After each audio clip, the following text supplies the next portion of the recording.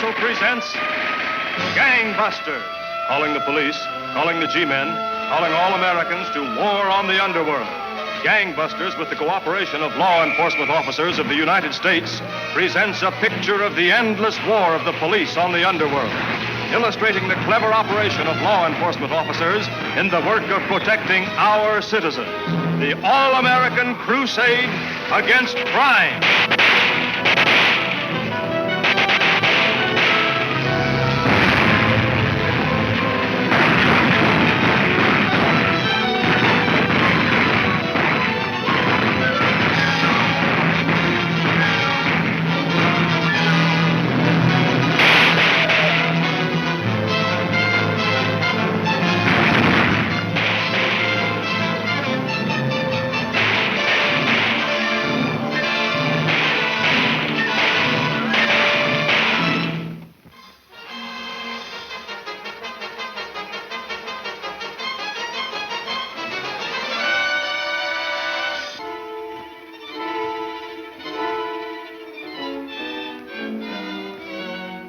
I'd say he's 30 years old, about my build, his black hair and blue eyes. Yeah, he got off here.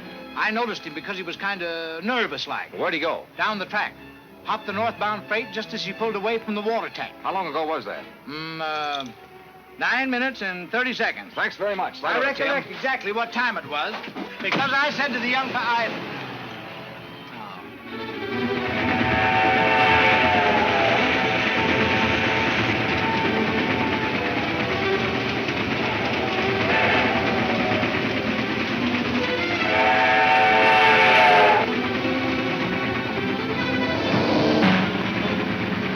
That is.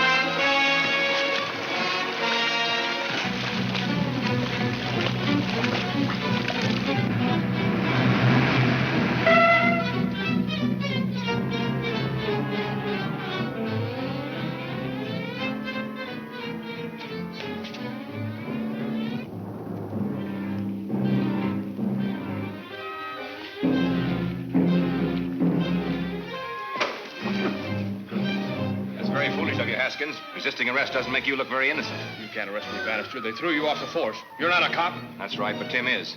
Here he comes now. Nice work, Bill. Come on, Haskins. Your troubles are just beginning.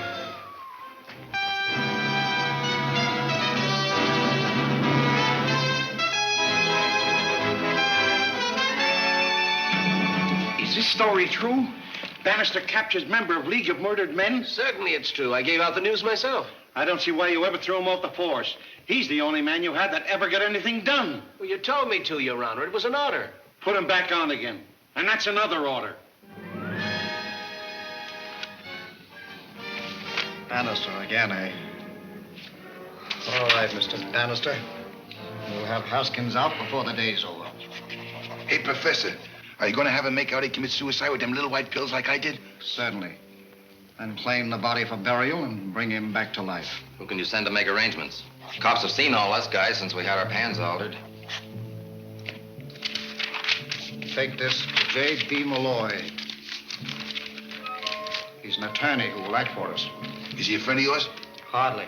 Tell him to memorize the instructions, then destroy them. What makes you think he'll do it? I'm counting on you and Mr. Taboni to persuade him.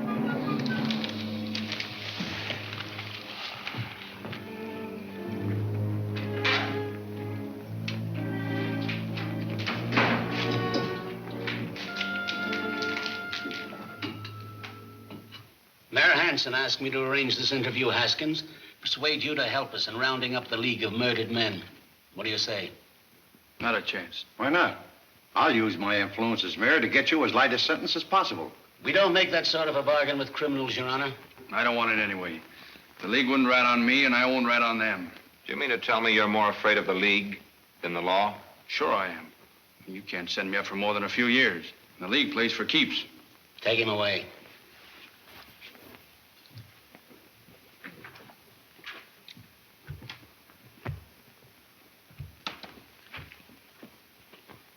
They just found this in Grubby's clothes, sewed in a coat lapel. Make anything of it, Bill? No. You know what's in it? No, they just found it. How about me taking it to the lab for analysis? Go ahead. Mind if they strip Haskins to the skin to see if he's got a duplicate? What makes you think he has one of them? He's psychic, Your Honor.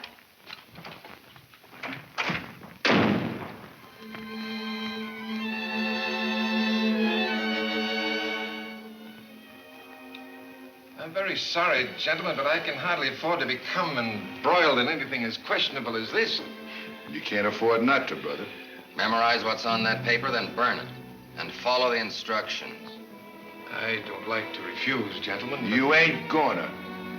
We're not asking you, we're telling you.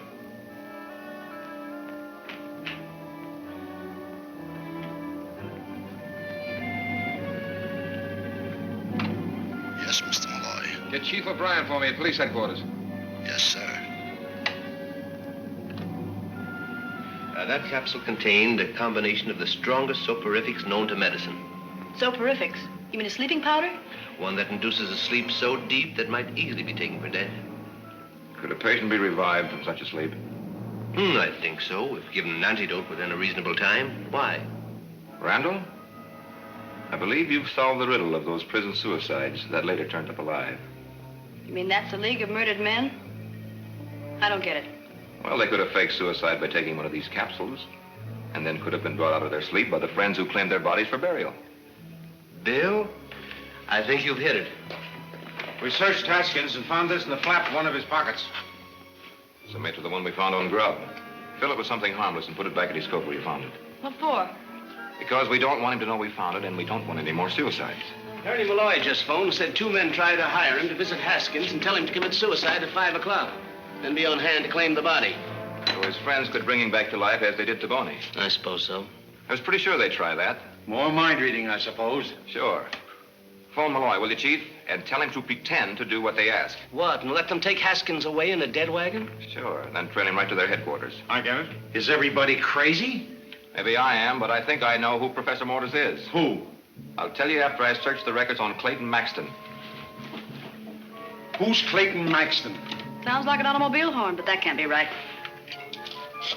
Will somebody please tell me what this is all about? Get me J.B. Malloy and fast.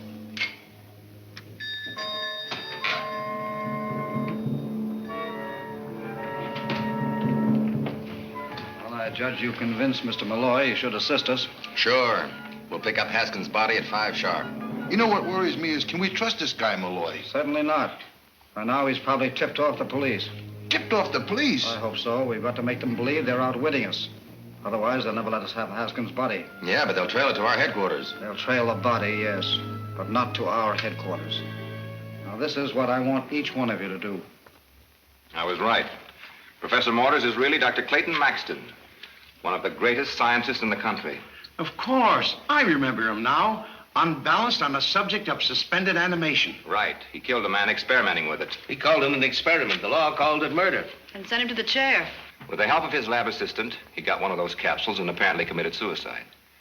He was taken away by this same assistant and brought back to life. Do you know who the assistant was? Haskins. Would you mind turning around while I phone some misinformation to the papers?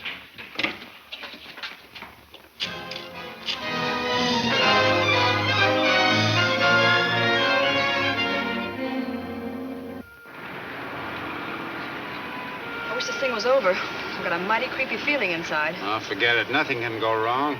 Says you, knowing you don't believe it. We won't arouse suspicion following in a taxi. There'll be a squad car trailing with us 1 block over.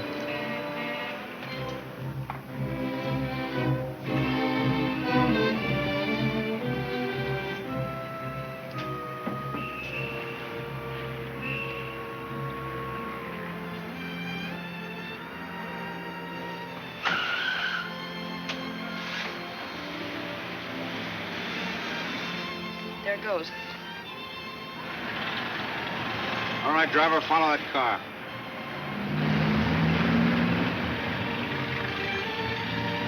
Nolan calling car 18. Proceed west about 20 miles an hour.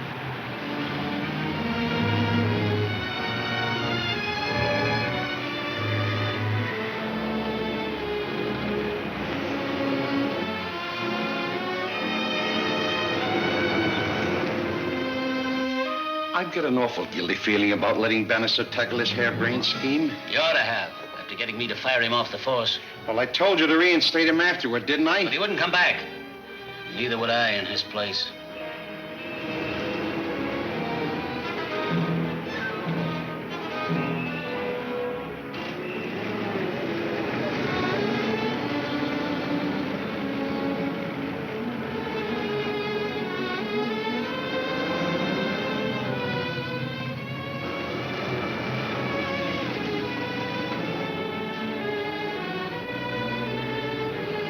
Worked like a charm. By the time they find out they're following the wrong car, Happy will be in the clear. Better trail along, just in case.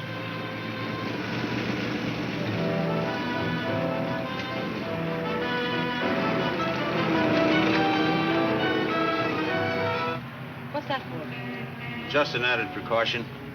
Bill's got a portable set with him. I still don't get it.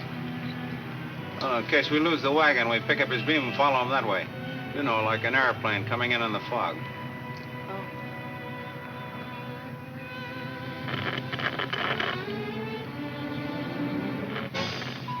There it is.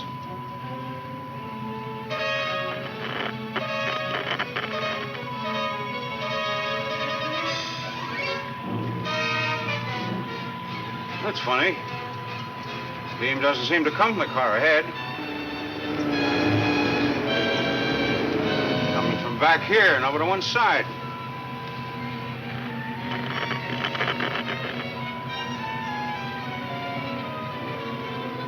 This thing is all wrong. The beam isn't coming from the car ahead. Maybe Bill isn't in it. It's gotta be. We haven't lost sight of him for a minute. But radios don't lie either. Yeah. Nolan, calling car 18. Pull up and hold everything till you hear from me again. Hey, driver, catch that car and run it over the curb. Let's beat it. We're wasting our time. Wait a minute. Something's gone wrong.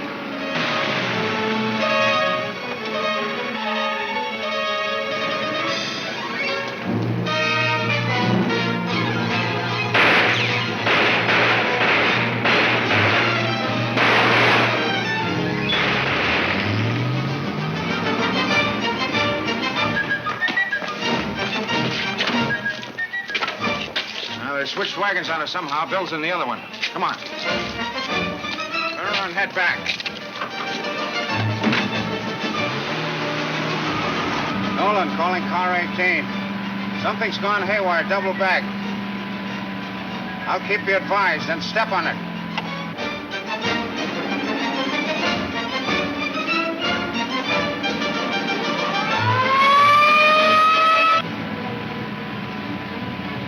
Driver, turn north the next corner.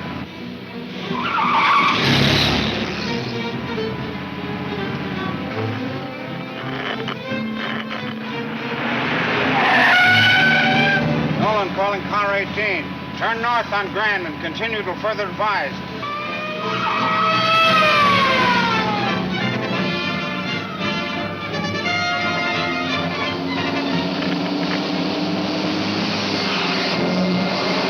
You're being followed.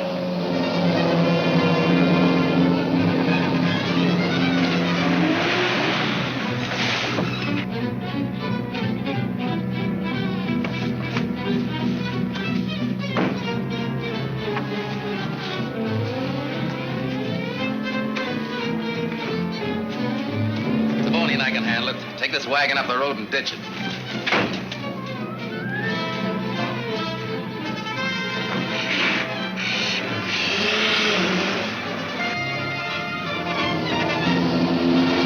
Nolan calling car 18. Stay on Grand. We're on the beam again.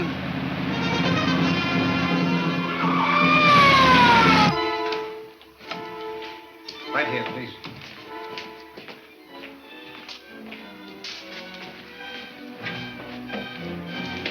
The electrodes, Mr. Holliday.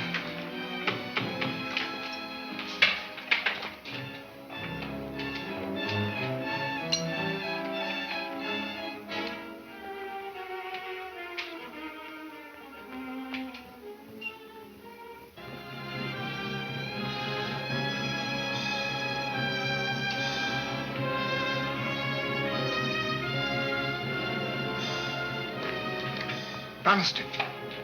Well, Professor, I've been looking forward to this meeting for a long time. Hold everything, copper.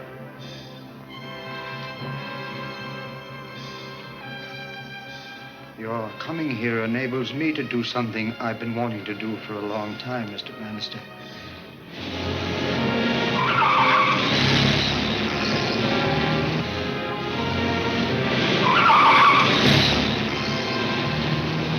I'm going to put you to sleep. A sleep that can't be told from death. Then I'm going to bring you back to life again.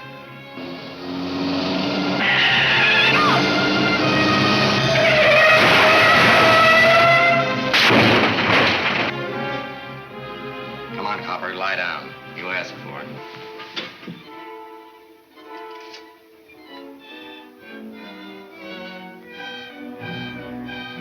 What's the sense in killing me if you're going to bring me back to life? To remain alive, you must repeat the treatment every few days. And to get the treatment, you must obey my orders, like all other members of my League of Murdered Men.